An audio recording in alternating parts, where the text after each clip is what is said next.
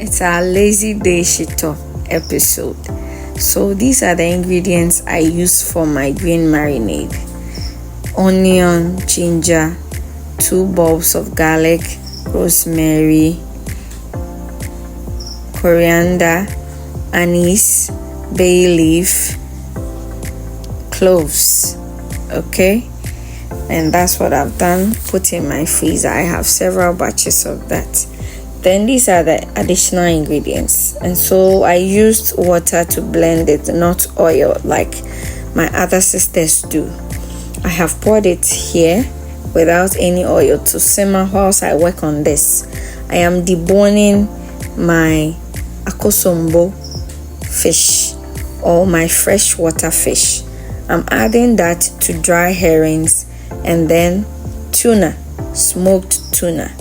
Yes, so any fish that you have, you can put together to make your shito. You don't always have to use herring and then shrimps or any other thing.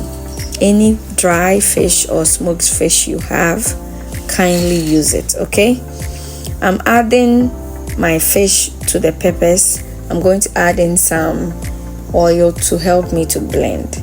Normally people would want their fish to be dry, then they use the food processor or a mortar and pestle to pound the fish and put it in.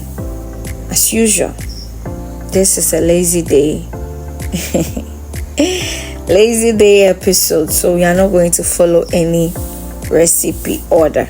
Okay, and my blender has some bits of tomatoes in because I am doing tomato stew alongside. I just thought you should know before you come for me. Yes, so my green marinade has simmered down.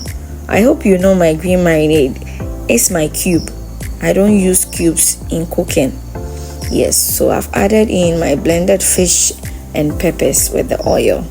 And then you don't leave your shito and go and sit down and watch a movie on YouTube, or you go and watch a video on TikTok or Facebook. No, you don't do that. You have to be standing there and then be stirring occasionally if you don't want your shito to burn. Instead of me standing there doing nothing, this is what I did. I was doing fruit juice at the other end of the kitchen. Okay, so I check on my fruit juice a few minutes, I come back and then continue my shito. Look at the time I am adding in my tin tomatoes. Hey, Auntie Ruth, you are full of wonders. My sisters and my brothers, in a can, they say if you forget and you go and take it back, it's a good thing. It's better to forget and go and take it back than to not put it in at all. So I forgot to add in my tomato paste on time because of the steps I skipped. But I put it back and it still came to the same end. So I've added in some oil of fish I fried in the morning. Instead of making my oil go to waste, I have added it into my shito. My shito is bubbling and cooking. The smell is fantabulous. It is super amazing, and the taste is out of this world. Oh, I forgot to tell you that when I was blending the fish and the peppers, I added in my salt because I use rock salt. I don't use the processed kind of salt. I'm trying to be as natural as possible. Now this is an indication that our shito is almost cooked. Look at that foamy bubbly thing at the top. It's an indication that in the next 5 minutes our shito will be ready. Okay, my sisters, are you going to give this a try or what? Don't mind me and my inability to follow processes. If you have been a mother before, you would understand. When your baby is crying and you are washing, sweeping, cooking at the same time, it is a madness zone. And so you cannot be following things.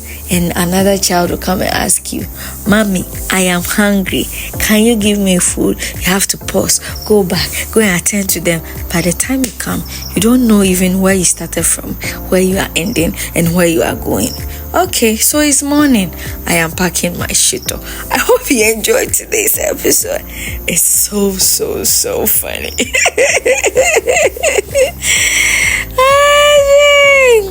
Alright, do some and then give me feedback.